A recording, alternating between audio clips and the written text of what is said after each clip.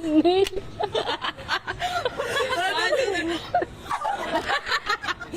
Sa dami ng Ayan na. Totoo na yan. So now I wanna show you how. Pilig ka dun. So, Kasi it makes if sense. kupal ka, kupal din yung na-attract mo. So, kupal tayo?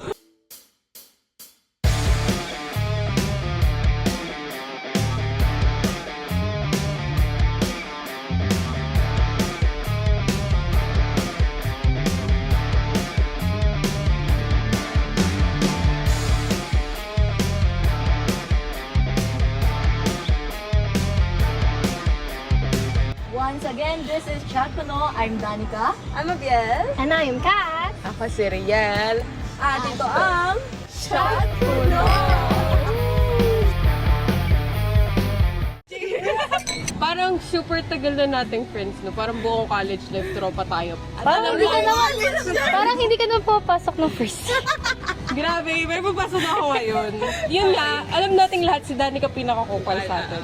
So, gusto ko malaman, ano yung pinakakupal na ginawa mo bilang friend? Ang may kukupal pa pala eh. Wala na. At bago ako sumagot, tagay ka muna. Siya ulit. Kanina Isa ka ka. pa salita eh. Ganyan lang kataas ah.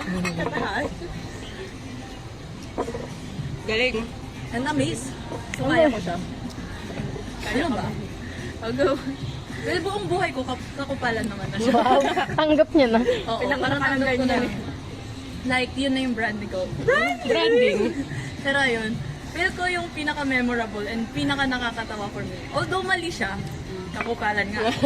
Siyempre, negative connotation na yun. Kakupalan nga. Matik, mali. Oo. So, meron yung mga time na, alam mo yung kapag may mga prof na super late na pumapasok. Sa online. Yeah. Biglang pumasok sa isip ko, what if pumasok ako as my prof? Wow. Meron akong parang dump na email, and then I changed my name into this prof. Tapos, pumasok ako dun sa Meet. God, Galing. And yung time na yun, gusto ko silang pakabahin kasi sobrang nagsasaya sila sa Meet habang wala si prof.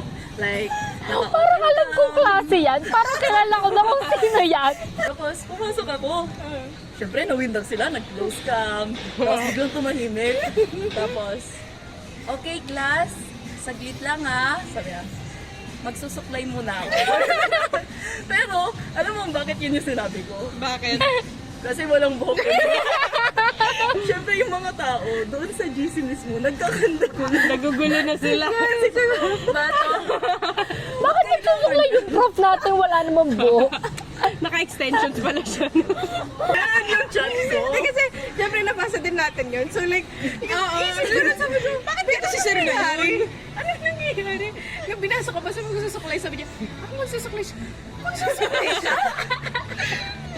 Pero I don't know if I'm going to be proud at that moment or nervous. Kasi tinatawanan nila yung prank na ginawa ko or kakabahan ako kasi what if malaman nilang ako Ikaw yun. pala. Pero Hindi, feel ko, alam na nila. guys, Alam na okay nila na. 1, 2, 3, go.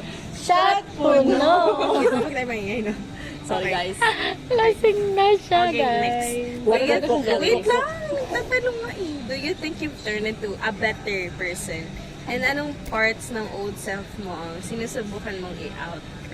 Feeling ko, it's impossible to be like an all-around good person. Yeah. Hindi posible maging just good person kasi it's a moral Hindi ka naman santo. contrast. Oo. At kahit yung mga santo, may mga pagkakamali exactly, rin sila.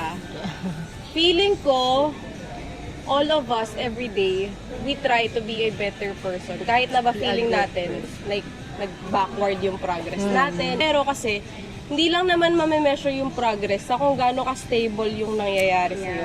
It's a matter of, nag-step forward ka pa ba? At kahit na ba nag-step backward ka, nag-look forward ka pa din ba into betterness? So, yung feeling ko, ako, personally, oo naman. Kasi, it's part of our human nature. And then, part din ng nature natin na subukang to strive to be better. And for context, nung first and second year, magpa-friend sila, pero friend nila ako, pero hindi masyado kasi. Ano daw? Friend kami, pero ako hindi masyado. Kasi di ako sumasama lagi. Just like, uwi agad. Tapos tayo agad. Pero, tinatry. Kasi, kung hindi ako magta-try na magkaroon ng connection with you guys, wala namang connection na mangyayari. Like, yun din yung biggest lesson na tunan ko na if i-isolate ko lang yung sarili ko lagi at di ko susubukang sumama or di ko subukang umalis ng bahay, wala mangyayari, wala akong connection. Kasi it's a two-way street. Shut po, no. Parang humihina na siya. Kasi baka paalisin tayo. Yung pag-turn mo sa self mo into a better person, wala naman siyang pattern. So like, pwede kang maging better person tomorrow and then the next day, pwedeng back to zero ka, tapos takot ka na ulit lumabas sa safe zone mo. Tapos biglang ka na bukasan, gusto mo ulit mag-try ng another thing para ma-overcome mo lahat ng mga kinakatakutan mo in life, tapos ma-label mo ulit yung sarili mo as a better person. Ganon. Parang ikaw pa rin, parang ikaw kung paano mo i-label yung sarili mo as a better person. Tapos yung kung ano naman yung thing na ina-outgrow ko or na-outgrow ko, siguro yung pag-step up sa mga thing, for example, sa school, yung mga positions, kasi from, pero like, from, ano ba, from elementary to siguro high school, parang takot kasi talaga ako mag-step up sa mga ganun. Na parang lagi lang ako, member lang ako, ganun. Parang ayoko na meron akong any roles sa kahit anong groupings. Heavy. Oo, like takot ako sa ganun. Kaya actually hanggang ngayon, kasi feeling ko hindi ako fit into anything like for leadership, ganun. Like, Don't say that. like yung mga ganong kataas na role, parang ayoko siya kasi feeling ko hindi ko siya kaya. Or siguro kasi lumaki ako na never ko siyang nahawakan at all. Ganon. So, hanggang ngayon naman, sinusubukan ko na parang kahit pa paano. Kaya nga, I'm happy na medyo napapalibutan ako ng mga... Step Ba't ako naiiyak? I mean, I think you just need people na magpupush sa'yo. Ayun nga, ayun nga. User? Pero legit, ganon. Parang, siguro, for you to become a better person, kailangan mo rin piliin yung mga taong sasamahan mo. Exactly. Diba? Pero yun din siya eh. Like, kung sino din yung Oo, sinusunod yun mo nga. sa sarili. Serious tayo ulit. Nakaka-pressure kasi siya. Peer pressure ang tawag. Actually, hindi pala siya good thing, no? Peer pressure. Ikaw dapat ganito. Alam mo ba, nakaka-proud sa friend group natin na nung drama anthologies, kinuha natin yung mga big roles. Parang lahat tayo nag-step up eh.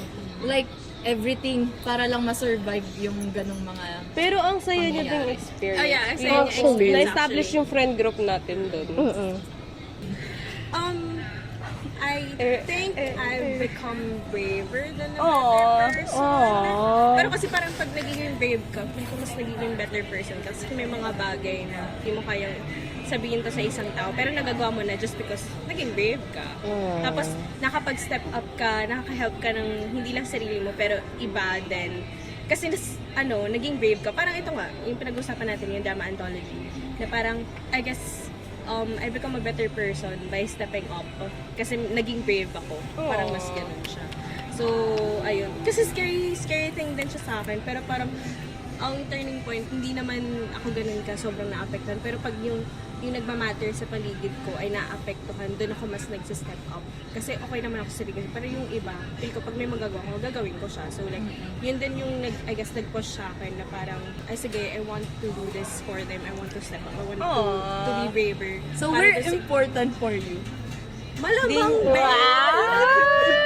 Pero mas ganun nga siya sa akin. So, parang nagpapass lang din talaga yung, alam ko kasi nagpapass lang yung mga bagay. So, mas nag-lean na lang ako sa kung anong nararamdaman ng ibang tao. Kung na-hurt siya, tapos nagmamatter siya sa akin. Iisipin ko, shit, kailangan kong may gawin. Not for me, but for others. So, I think, I've become braver. She's a giver. Hence, I've become a better person. So, mas ganun siya sa akin. Siguro ina-outgrow ko. Pero yun nga, yung pagiging scared, yung hindi nagtatry, just because feel ko naman dito mag-work sa akin, feel ko hindi ko to kaya. Mas yun siguro yung ina-outgrow ko na parang, gawin mo lang, try mo lang, wala namang mawawala sa'yo. Chat po, no? Feeling ko kasi, ang talagang na-outgrow ko is yung pagiging people pleaser. Na onting, I mean, marinig ko lang na may nang-hate sa akin is sobrang nasasaktan ako. However, nung naiisip ko kung sino ba talaga yung compatible sa akin, sila lang dapat yung parang pagtulusin ko, yun lang dapat yung nagmamatter para sa akin. Feel ko okay na okay lang sa akin na mag-cut off ng tao. Gets. Lalo na pag di na kayo Kasi like sometimes, at first, compatible kayo. Tapos the more you get to know someone, the more na makikita mo yung... Na hindi pala talaga. Like, okay lang makita ng differences, pero yung mga major things na, hindi mo na ma-adjust. So, I think yun ang aking sagot. At, Dahil dyan, sa pa! ito ang Shot Puno!